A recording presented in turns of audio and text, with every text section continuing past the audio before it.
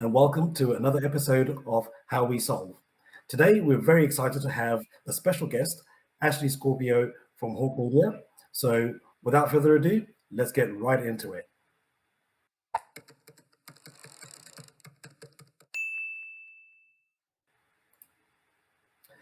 Right, so we've got Noe Garcia, who is the Vice President and Partner of LTV+. And we've also got Ashley Scorpio with us today, who's the Vice President of Partnerships at Hawke Media. So without further ado, let's get right into it. Noe, if you wouldn't mind. Yeah, first and foremost, Ashley, thanks so much for the time. Really do appreciate it. I know we had some technical difficulties with our original date that we were supposed to record, and you were gracious enough to give us a little bit more time to do this, do this again. So thank you for that, first and foremost. Of course. Yeah. Thank you. And so, Ashley, you've had a great background in both politics and in marketing. I'd love to hear a little bit about your journey, coming from Canada and dealing with so many awesome politics there, and how you really kind of brought that experience over into marketing. Absolutely. Yeah, I spent the early half of my career in Canadian politics, not only working in traditional roles on Parliament Hill, but also on campaigns at the municipal, provincial, and federal level. So honestly, a lot of people think this is a really interesting journey. How did you end up from politics and that industry in the public sector, in the private sector, and in a digital marketing agency, and in particular in partnerships? But what I like to think of it is it's a lot more continuity than you might immediately think, because at the end of the day, all of it is storytelling. When you're working on a political campaign, you are positioning, you're ideally coming up with the best in class ideas, right? That's your product, and politics are your ideas, your platform, and you are pitching it in that particular instance to the public, right? And you're trying to get them to buy in with their vote, right? And that's how they vote, right? With their one vote at the ballot box. But in e-commerce, people vote with their dollars, in as far as supply and demand goes, right? But at the end of the day, it's the same idea. You're telling the story. Who's this candidate? Why are they the best person for the job? What qualifies them? Why should you support them? Get to know them. Here's some FAQs about them, some background. And at the end of the day, you employ a lot of the same tenets of marketing and digital marketing and traditional marketing and PR in politics, in the political arena, that you would in e-commerce. So you have a content marketing strategy, especially these days. You have an entire digital strategy. You have a acquisition strategy across social and search. You're probably doing some bidding on branded keywords, whether it's related to specific public policies or whether it's related to the candidate's name itself. In e-commerce, you would be bidding on your branded keywords for your brand, right? So there are actually a lot more parallels than people think. But it's all about telling your story, positioning yourself, setting yourself apart. What are the key differentiators? And so, yeah, I did that traditionally in that sector for many years. And then I came here to the States and started working in the agency setting. And of course, I previously also had my own digital consultancy in Canada, where I also worked with public figures, political parties, nonprofits, startups.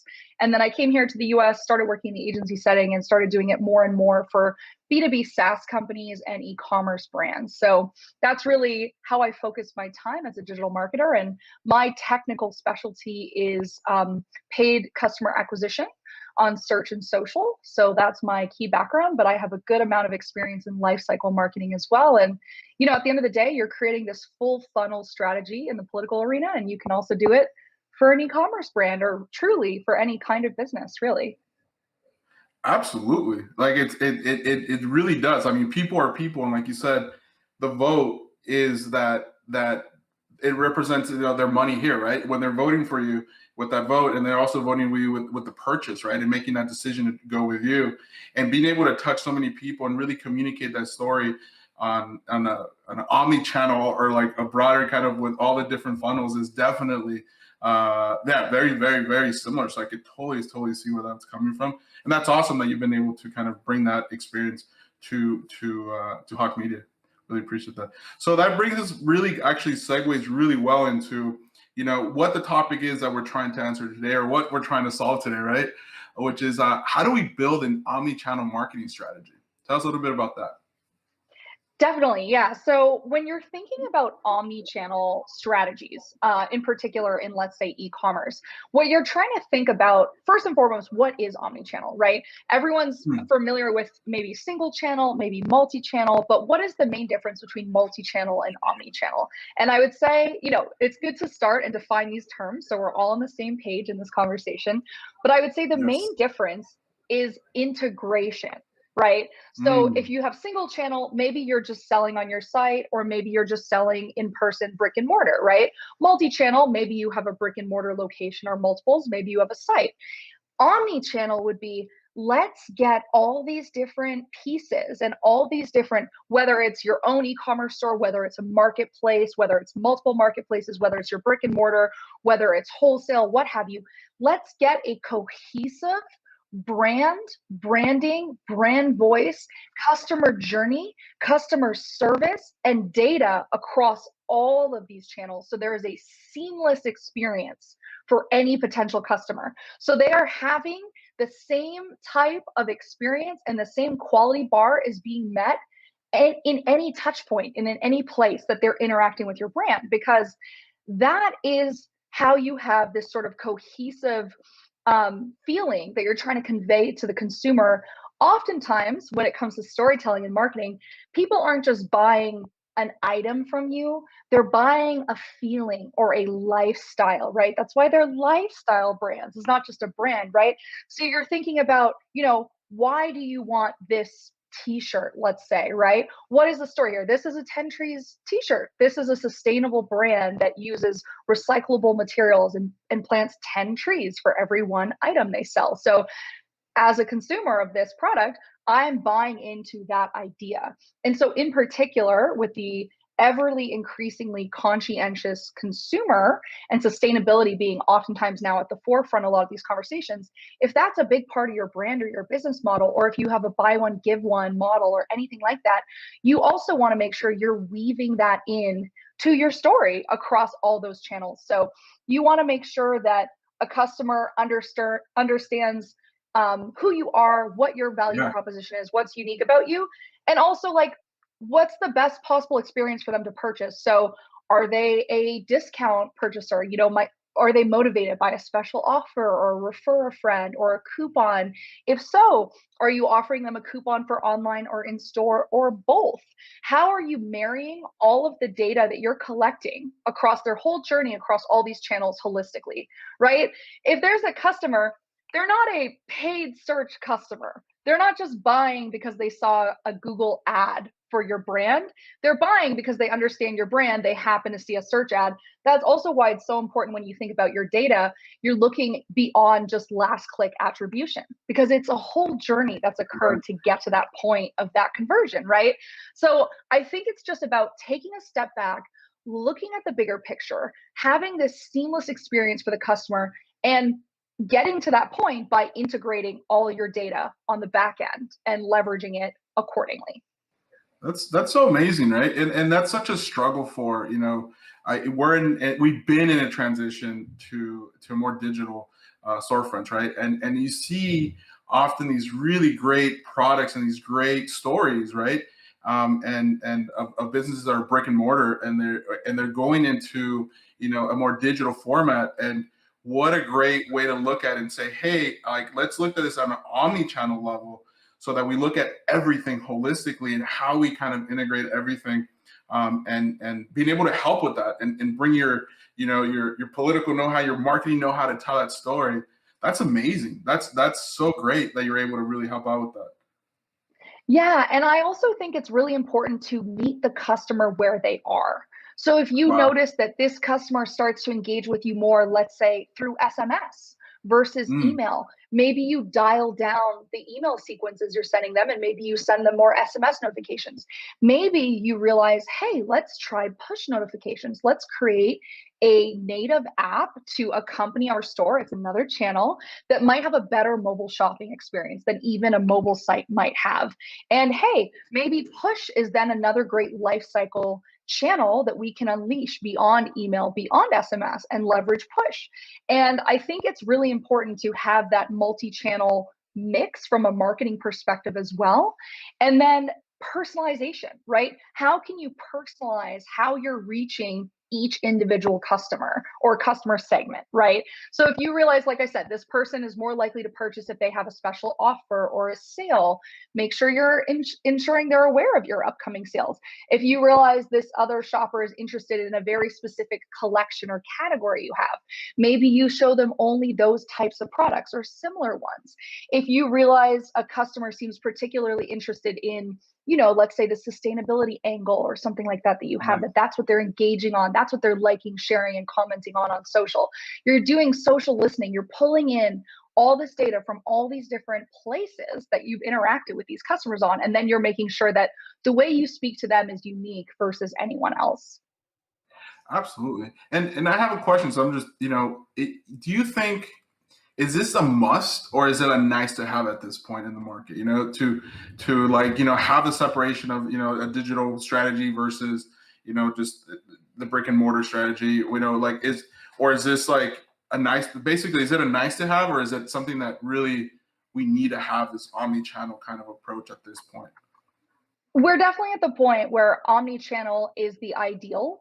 Obviously, if you're not in a position to integrate everything accordingly and personalize it and leverage all the data across these channels, that's okay. But that should definitely be what you're striving for. Because if you're not doing it, another brand is, right? And so we even hear these really interesting stories, thinking about, let's say, direct mail. So direct mail, for a little while, people thought, oh, this is irrelevant now. We're all online. We all get emails. But oftentimes, if there's a little leave behind or a postcard, you can still see brand lift if you offer, let's say, a special offer, coupon code, QR code on even a direct mail piece, and then you'll see lift on other campaigns and sales that you're running. So it's really interesting to constantly experiment. And it's also because we're so increasingly digital at this point that something like a piece of direct mail might actually be kind of novel and might stick out and cut through the noise. But yeah, I definitely think omni-channel is an absolute must at this point, because if you're not doing it with your brand, someone else is. And at the end of the day, the customer wants to know that they're going to be taken care of by this brand, and that they're having a seamless experience, and that they're seen, and that their business is valued. And if not, there's a lot of choice out there, and there's a lot of marketplaces and a lot of availability. So at the end of the day, that's why branding is so important too, because you're selling that lifestyle, that story, that brand, not just a t-shirt, let's say, right? Because they can just go to Amazon and get any kind of t-shirt if they don't really care about that other piece. And so that's part of your value proposition, is how do you engage with the customer? How do you offer excellent customer service? What is your return policy? Do you have a try before you buy policy? Do you have a buy now, pay later solution? Do you have the ability to make their order to offset and make it carbon neutral, right? What else are you offering through the customer journey, through the checkout process, to set yourself apart? Sure. Actually, if I may say, you spoke before, and I've heard you speak about the importance of having email or SMS capture on your website. And I think that ties in nicely with what you're saying, because you need that information in order to be able to reach out to your customers and actually be able to then personalize everything towards those channels, I suppose. 100%. I mean, when we're talking about, we used to, when we talk about the 4 core pillars of digital marketing, we used to say search, social, SEO, and email. And email, I would say, is one of the oldest digital channels, if you will, right? And then came search, and then came social, and then came paid social, and what have you. And they continue to develop and evolve day to day. But email is still one of the highest converting digital channels that we see in the marketing industry. So that's why it's an extremely important retention, loyalty channel, specifically for those reasons. But now we don't just talk about email, we talk about life cycle, because it's moved beyond email. It's moved into SMS. It's moved into push, like I mentioned. And so it's really important to stay ahead of that. It's increasingly important at this particular juncture, because right now we're seeing all of these iOS 14 changes on the iPhone, and that's actually disrupting the entire digital marketing and advertising industry. It's severely limiting the amount of data that is available to advertisers. And so they're seeing an extreme increase in costs across the board, across all these different digital advertising channels, right? And so they're seeing less and less or diminishing returns or efficiency on those paid campaigns. So your own channels, like your email database that you build up over time, is more important than ever, because instead of having to pay and serve an impression that is becoming increasingly more expensive and less efficient, even if it's a retargeting campaign, or honestly, especially if it's a retargeting campaign at this point, because of this degradation and loss of data and the cookie apocalypse, as we're calling it. So yeah, I would say email and SMS are more important than ever. So this should be a key part. If you're primarily an e-commerce merchant, your main storefront is your digital storefront, email and SMS capture should be extremely prominent on your site. You should always be looking to build and grow those databases. And I also think that oftentimes you have to think about a carrot, right? So what are an email or an SMS phone number is extremely valuable to you as a business or brand, so that you have that own channel to reach your hopefully prospective or new customer, or hopefully loyal customer over time, again and again, as opposed to paying to serve an impression on a paid channel. So I think that's extremely valuable to you as a business to collect. So what can you offer to do that? Can you offer 10% off their first order? Can you offer some sort of buy one, get one? So I think it's also important to think about giving the prospective customer something to offer that up to you, because that subscriber ultimately is going to convert at a much higher rate on that channel than they might otherwise, having just been served a social impression. They might not even stop the scroll to see your ad, right? So if you offer them some great offer or discount, get their email or their phone number, and then start engaging with them that way and building the relationship. That's amazing, man. That's so amazing. One of the, as I'm listening to this, I'm like, wow, this omnichannel is so cool. You don't, number one is, if you're doing not omnichannel and you move into omnichannel, it's so cool that you don't have to give this up at all. You don't have to give up what you're doing, and you start kind of building additional channels, right? And that's super powerful, because you don't have to reinvent the wheel. You just add spokes basically to the wheel, right? Which is really, really, really amazing. Yeah, and then, you've got it. Yeah, and that's that. And listen, whoa, this is so cool. And then the other part is the idea of, I know there's I had a little bit of background in the restaurant industry and in that business, and returning clients is so important, right? And so we look at the LTV of our e-commerce sites, and our clients are coming in and capturing those emails and those text messages and really making them long-term clients of ours, right? And looking at it that way, and I'm just like, yeah, this is exactly the right kind of direction to go in, and I can see more of the value of what you're doing here. Yeah, I mean, in the restaurant industry, oftentimes, even if it's a cafe or something, you used to have these little punch cards, or they'd stamp them, Yes. buy 10 cups of coffee, get one free, right? People love it. Yeah. People love a freebie. And at the Yeah. end of the day, what is that cost for you, that acquisition, especially if it's just consumable goods or a piece of merchandise or something that you have overstock in, or something, or additional supply in? What is that worth the lifetime value of that customer, right? At the end of the day, you don't just want to think about what is their first purchase or their first order, and what did you pay to acquire them across all these different channels and touch points before you got them to convert. You always want to be thinking about, what is the average lifetime value of a customer, and what am I willing to pay to acquire that customer? And it's extremely important to think about your CAC, your customer acquisition cost, and the LTV, the lifetime value of the customer, and to have the appropriate ratio. And it's going to vary for every brand or business, depending on what their cost of goods are, their fulfillment costs are, their overhead, their cost of services, what they're sinking into their branding, their advertising, their marketing. But it's extremely important to find the right ratio, so you're not overspending, and so your business is profitable. Absolutely. And it's and it's not always probably the case, but a general rule of thumb is it's always easier to keep a client, or cheaper to keep a client, right? Versus just acquire a new client, which is a great, to constantly great find new ones. Yes. Exactly. And I mean, one of the lowest hanging fruits when it comes to customer acquisition strategies on paid is typically thinking about lookalike audiences, LALs, as they're often called for short. And so what do you typically do? You find your best customer segment. Who of my current customer base has the highest lifetime value, and then let's find customers like those. But like I mentioned, we're seeing diminishing returns on these paid channels at this time because of this massive loss of data. So retargeting isn't as functional as it used to be. And even prospecting isn't either, because they're not able to collect as much information on these prospective audiences and customers. So exactly to your point, maybe instead you think about building that loyalty program. What is that version of the punch card for your e-commerce store, your brand, your business, your products that you're selling? Or refer a friend program. Hey, refer a friend, they get $5 off, you get $5 off. Whatever makes sense for your margins. You have to think about what offer is in model for you, but what could you offer your most loyal customers, and how could you get them to bring other like customers into the fold, right? Yeah, absolutely, man. It's like it's history repeats itself, right? So it's always like what's worked in the past will work in the future. And it's how do you like you said, like the punch card works so well. Like how do you replicate that, right? So it's so beautiful to watch that and to have such smart people kind of thinking about these things. Really amazing.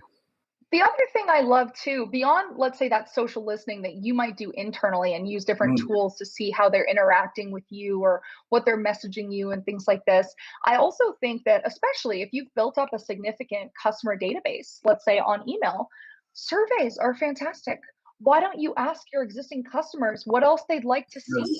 What are they looking for? What styles, what colors, what collections, what are they hoping that you might come out with or launch? Can you do a contest, a design contest or a submission contest? Get people excited, right? And Right. that's the most valuable thing, is if they're willing to complete a survey and tell you more about where you should go, that's extremely valuable information to think about in your product development, in your brand development, in your model development, whatever it might be that you're looking for feedback on. But I think, again, that's another great way to engage customers. Absolutely, man. And sorry, Chili, did you want to jump in there? Yeah, I was just going to say, I saw Nike use that to their great advantage, right? Where you have a template of a sneaker, and you just decide what colors you want to put on other bits and pieces, and off you go. And they were charging a premium for it, and it worked so well for them because people wanted to be a little bit individual but still have the brand, which is absolutely fantastic. It's a genius idea, really good. Definitely. I mean, that's why personalization in your marketing and your language is so important. People also want customization in the product. So can you offer specific special color combos, or can you offer embroidery or engraving or things like that, right? Especially if it's a gift. So those are all different things to think about depending on what it is that you're selling. That might be things to incorporate in your offering. Yeah, and one of the things that we see a lot, like with our customers, is on my day job, which is with LTV, right, is LTV Plus. And so one of the things that we see a lot of is that feedback loop, right? That's like one of the bigger pieces that really people who are looking at that LTV and like how are they, technology is awesome, and I love leveraging automation as much as possible. Trust me, I'm the laziest person when it comes to everything, so I want automation as much as possible, right, in everything I build. But it's that feedback loop that's always a little challenging with the automation, right? Like we already know the conversion of live chat and like the benefits of that, and there's some awesome tools out there that really make live chat so much more efficient. But like having that feedback loop and having like a live agent to really kind of like be able to give you that feedback into what the customer is actually looking for, is crucial also, right? Like Nike had to figure that out, like to Chili's point. It's like, how do they get that information? That's one of the biggest things that we hear also, like from our clients who really are looking at LTV, is like, getting that feedback loop, getting that information and pivoting accordingly. So that's amazing that we're able to do that.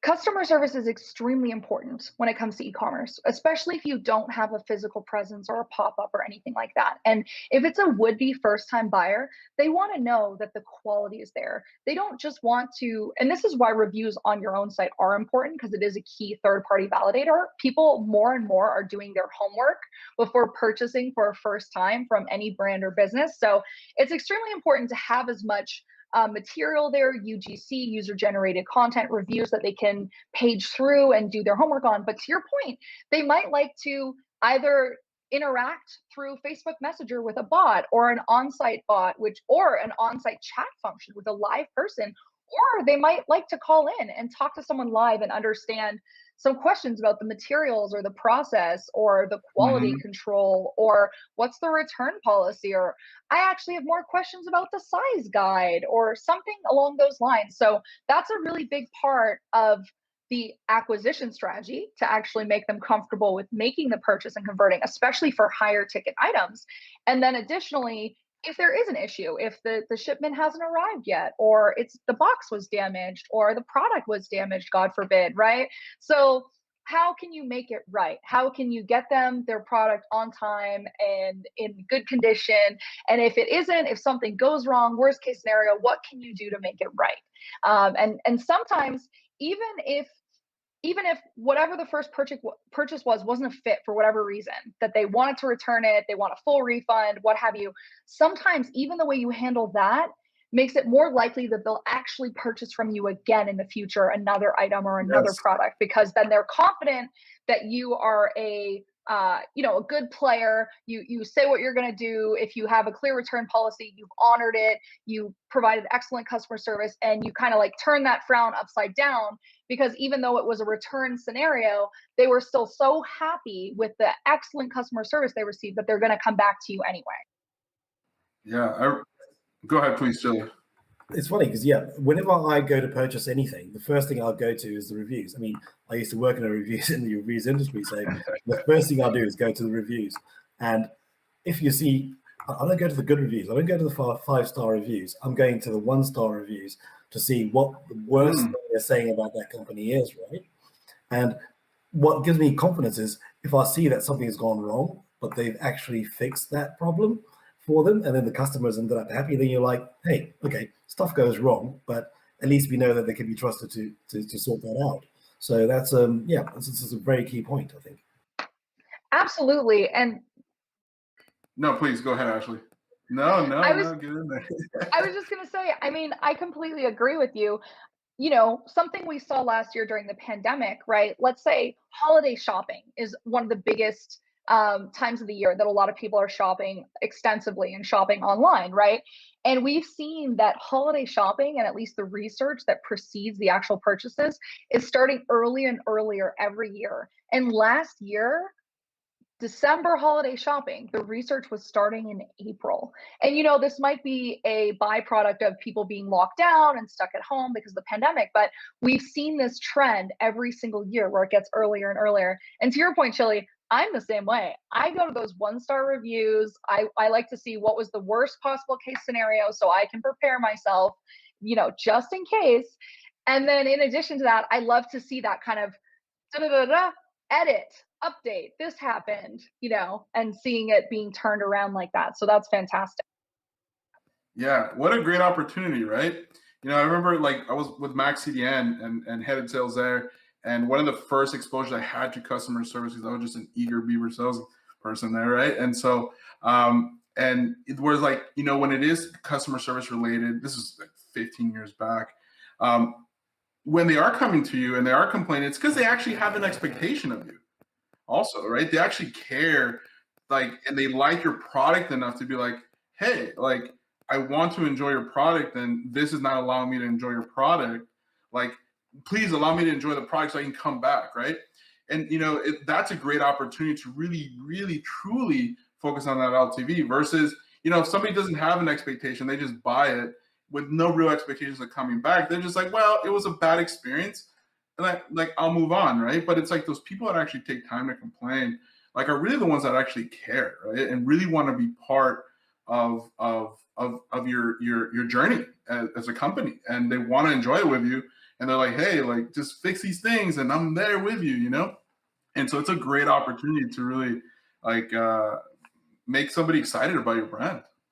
And I couldn't agree more. I mentioned surveys before. That's another great point as part of your customer journey, is to have post-purchase feedback or post-purchase surveys, if you will. And so hopefully you can preempt that bad review by proactively asking them a couple questions. Did you receive your order? Did you receive it on time? Was everything okay? Any thoughts or feedback? And if it's all good stuff, hopefully you get a great review as well, and that can be part of that process. But if you get negative feedback, you should have a process internally that you're immediately reaching out to make it right. You're not just getting this information and filing it away. If you uncover some sort of pain that occurred in this process, you're trying to fix it. You want to be that anecdote. And if that's your customer service team, this is all part of CX, customer experience, right? And so that's how you obtain and keep happy customers. That's it. I love it. I love it. I've heard of brands who are actually utilizing the reviews that they're getting and taking the keywords from those reviews, for all the good reviews, of course, and then bidding on those keywords because that's what their customers are saying, and that's the language that their customers are using when they're looking at their products, which I thought was absolutely fantastic. Really good. Absolutely. That should be a really big part of your SEO strategy. Everything that you do and produce from a content perspective and even from a paid search perspective should be keyword driven, right? You're looking to rank on your branded keywords. You're probably bidding on your branded keywords. You're looking to rank on specific related terms, any other long tail keywords or phrases. So absolutely, you should be analyzing these reviews. What are the most common words and phrases that come up when people are describing your products, your experience, your business, your brand, and how can you find other people that care about those same things and get them onto your site, right? So you should be putting out content that that incorporates all of that and creating ideally on-site content, as well as hopefully getting placements in third-party publishers that touch on these topics as well and sort of highlight these value propositions. But absolutely, you should also be thinking about, hey, let's put a budget behind this. Let's bid on our branded keywords so we're ranking on our name, because if we're not, our competitors are, because that is allowed, And so if you're not doing it, someone else probably is. So you need to get ahead of it. And then you should also be thinking about what other related keywords are core and specific to my brand, my offering, my product line, and what are people searching for, right? So if you are a water bottle company, maybe people aren't searching for hydrate because they haven't heard about you yet, but they're searching for water bottle or hydro flask or even a competitor's keywords. Should you be bidding on your competitor's keywords? Probably, right? If you're trying to catch up to someone or overtake them, then you should also think about what is that competitive landscape? What does it look like? And you should probably look at your top 3 to 4 competitors and see where your site stacks up against theirs from a technical SEO perspective, including on-site and content, and then look at what they're doing. Search around, poke around, and see where they're ranking to get to the bottom of what their strategy is and see, maybe what you can replicate or overtake. That's awesome. That's a great point, right? And you mentioned earlier on that you want to, you look at your ideal customer, right? And what they and also looking at what their LTV is and basically getting more of the same, right? So, you definitely want to be thinking about what they're thinking about it. And that's where the keywords are coming in, right? It's like if they're searching water bottle, they're not going to be searching your exact brand, but they're searching maybe hydro flask. And that's such a great way of looking at it. It's like, well, we're all thinking the same thing, right? But at least the same type of client is thinking the same thing. And so that's a great point. Yeah, and that's the whole point, as I mentioned earlier, about meeting your customer where they are, finding and discovering them and meeting them where they are, right? And so you have to try and get into their mindset. Where does their journey start if they've never heard of your brand, right? And then how over time can you create brand awareness at the very top of your funnel to brand engagement to get down to that consideration phase of the funnel, and then finally to the bottom of the funnel to hopefully that conversion phase where they actually hopefully click through, not just add to cart, but actually check out and complete that purchase. And then, what we've also touched on this whole conversation is then how do you go about refilling that funnel? Do you have a subscription model or a subscription add-on for whatever type of product you're offering? Are there any related products that could be a subscription? So it just keeps coming, maybe once a month, once a quarter, right? And they don't even have to think about it. Or can you offer any other related accessories for the product that they just purchased that they might like to have? So you always have to be thinking about what's the next step, right? Absolutely. And I have a question. So, like, we have this omni-channel strategy, and we think about the ideal customer, and we do the keywords. Do you see often, or is this just never happens, where like the ideal customer profile of somebody who walks into a brick and mortar versus like a digital kind of format, like an e-commerce website, is it typically the same type of client, or are they a bit different? And how do you kind of deal with that? They could be slightly different. They could be the same person. Something that is very common oftentimes is sometimes individuals will go in store and they'll take a look at the product and they'll test it out or Mm, they'll try it on, and then they might actually go and purchase online. And that's also yeah, why some e-commerce brands have seen great success with offering in-person pop-ups to let people come and try on before they buy. A really good that is example of this was ModCloth opened up a pop-up in San Francisco. It was only supposed to be there for a few months, and a few years later, it was still standing because it was so incredibly popular. But what was wow. interesting about that experience, there were limited items you could actually purchase in store. There were a few little accessories, but other than that, you could try on all the different sizes of the different apparel. But then they would actually direct you to an iPad in store to actually purchase on their e-commerce site and get it shipped to your Mm, home. And you'd walk out of that pop-up without the actual item that you purchased. So there's a lot of really interesting ways to incorporate a brick and mortar experience for an e-commerce store. But there's also that thing where, for example, let's say you sell a protein bar, right? And so maybe you sell on Amazon because the volume is there and people are discovering your brand that way because it's a marketplace and they're just typing in, let's say, protein bar, and they haven't heard of your specific brand. Then let's say you're actually, maybe it's a very healthy protein bar and you want to cut a deal with Whole Foods and actually get people to purchase it in Whole Foods, walking into the store and buying it off a shelf. And then maybe you also have a subscription model on your own site where people can get a box once a month or every week or whatever frequency they like. So those might be the same exact customer profile, or they might be slightly different. It might be someone who only purchases in store from Whole Foods, but now has discovered your product in that environment and is now interested in buying your product anytime they go and do their grocery order. Or you might have discovered um, the customer online that is just a type of customer that really likes subscription boxes and the convenience of that. And so they might be that type of customer. But at the end of the day, the whole point of omnichannel is to have the same offering and the same quality and the same brand, product, Yes, customer service across all those different possible touch points. that's beautiful. Love it. I love it. That's awesome. And so there was one other point I think we wanted to touch on, which is the backlinking, or the link swaps that we wanted to talk about. Tell us a little bit about that. Yeah, I mean, there's many different components to SEO. Obviously, you want to make sure your site is technically sound, generally speaking, so you can rank organically on different terms and keywords, like we mentioned. And then, in addition to that, beyond the structural soundness of your own site and your own sitemap, you also want to build up your backlink profile. So Mm, there's a number of different ways to do that, but this is another way to increase the domain rank and authority of your own site so that it ranks organically higher on the SERP, the search engine results page, when people are searching for similar key terms and hopefully discovering your brand that way. So link swapping and building out your backlink profile is great, because what you want to do, oftentimes you can do blog swaps and you can let other brands or businesses write a guest post on your site and offer them a do follow backlink to theirs and vice versa. That's another way to do it. Another great way to do it that I really like is you always want to be looking for sites that have really high domain rank or authority to then point traffic to your site. So .edus have pretty high domain rank and authority.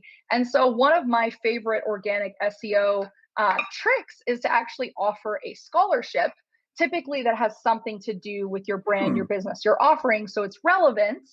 And then, giving that offer, doing outreach to a number of different educational institutions, telling them about the bursary or scholarship you're offering. They'll typically have a resources or awards section of their site. You could get hundreds, potentially thousands of .edus pointing traffic to your site for your scholarship offering. And then you also might be in turn reaching your target audience. Let's say, you're a beauty company and you're offering a scholarship for beauty school or an esthetician, right? Or let's say you are a dog lifestyle brand or a pet lifestyle brand and you're offering a veterinary scholarship for veterinary school. I think it makes a lot of sense to make sure it's relevant. So you're still reaching your core target audience, and it's relevant to your story, and you're building community as part of building your brand. But this is another great SEO tip because it's another way you can get really high ranking authority sites to point traffic to your. That's amazing. That is amazing.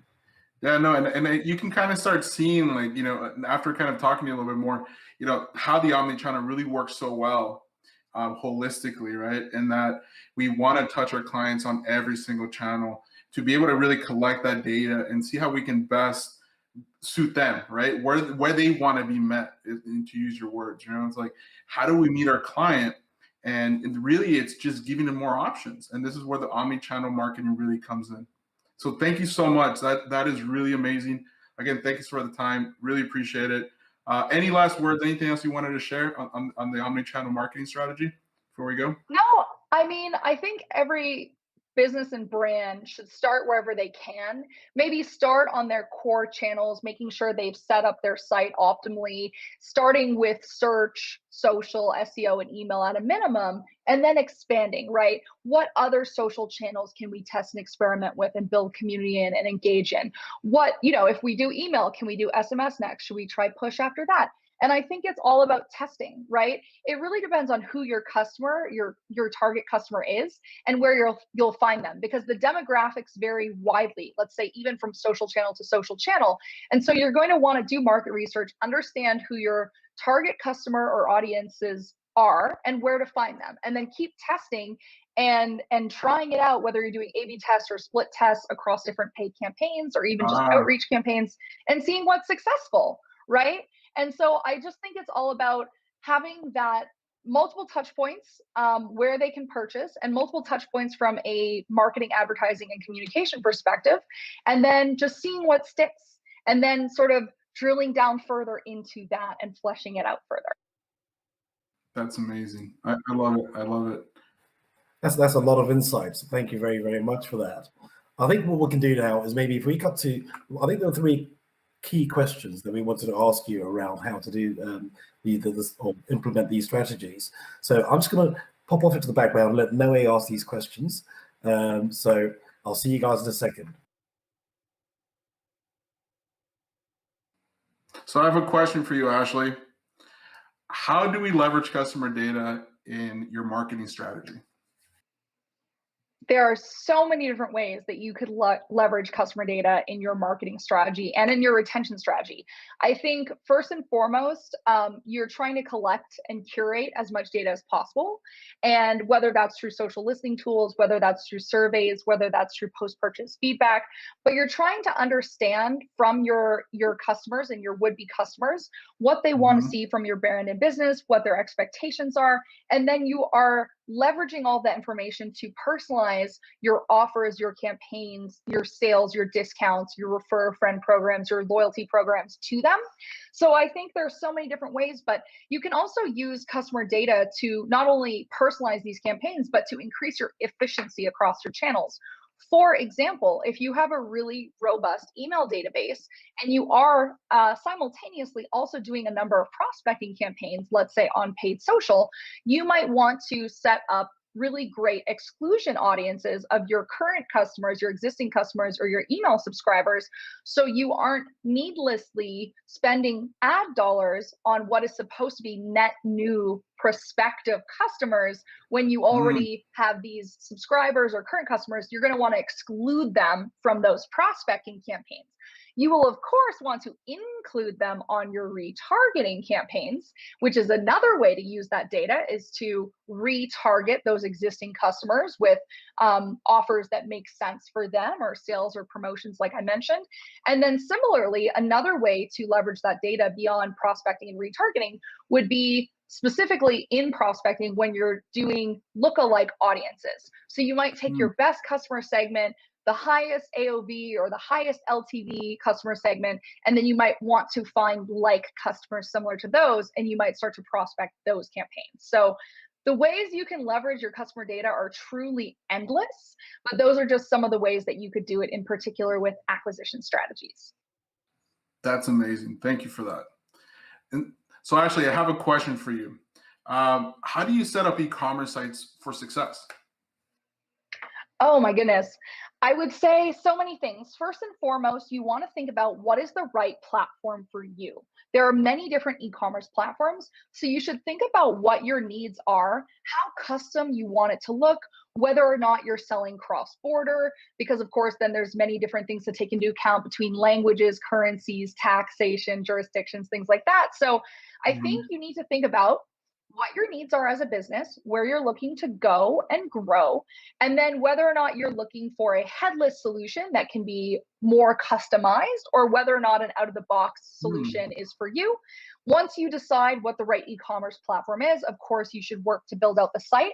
And then there's so many things. I mean, site load speed is extremely important to take into account. Your site should load in 3 seconds or less. If not, you're going to see a bigger bounce rate and less conversions on your site. So it's super unfortunate if you're paying to send traffic to your site and everyone just bounces and leaves before interacting, learning, or converting. So site load speed is something to take into account. And then I would also say mobile first. It's 2021. If you're not building your site with mobile in mind, you're already missing half of your prospective audience, if not more. So ensuring that you have a really great mobile version of your site is optimal. If you can, you might even think about creating a native app for an even better mobile shopping experience. So those are some of the ways. I would also say, because data is so important, having a really clear either lightbox or pop-up or some sort of solution to capture email or phone numbers is extremely important. And then one more thing to take into account when you're setting up your e-commerce site, I would say, I mean, there's so many things, but these days, I would say accessibility is also extremely important. You know, there's over 20% of the population is living with different types of disability.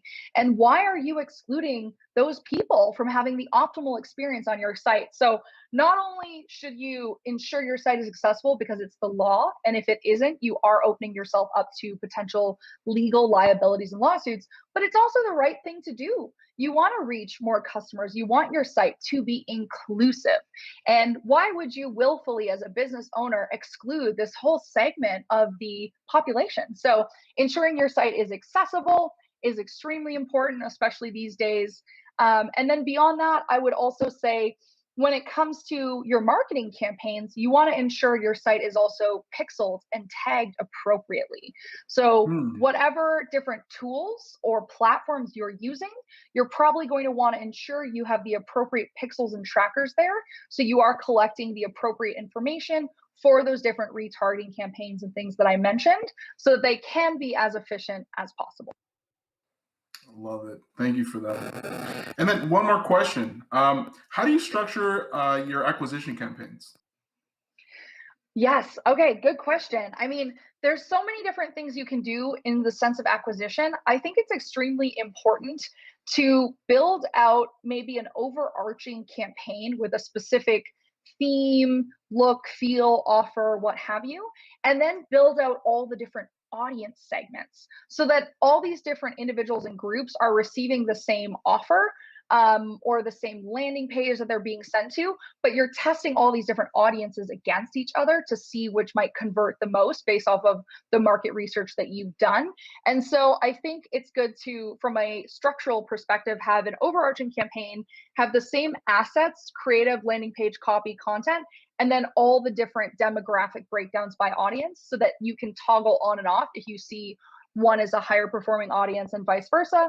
And then once you've done sort of a test in that sense, then you can think about double checking and seeing what other creative copy or landing pages could perform on those sort of winning audiences.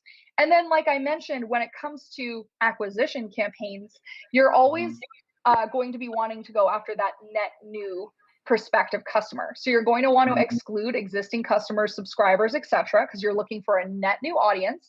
And then in addition to that, I would say that you're always going to want to constantly test new potential audiences and new potential channels and where to reach them. So it's all about testing, whether it's A/B testing, split testing, what have you. Test, test, test. Test, test, test. I love it. Thank you so much. Wonderful. Thank you very much, Ashley. That's been extremely, extremely helpful. And then very, very informative. So in closing, we're wondering, are there any books, tools, or any resources that you recommend?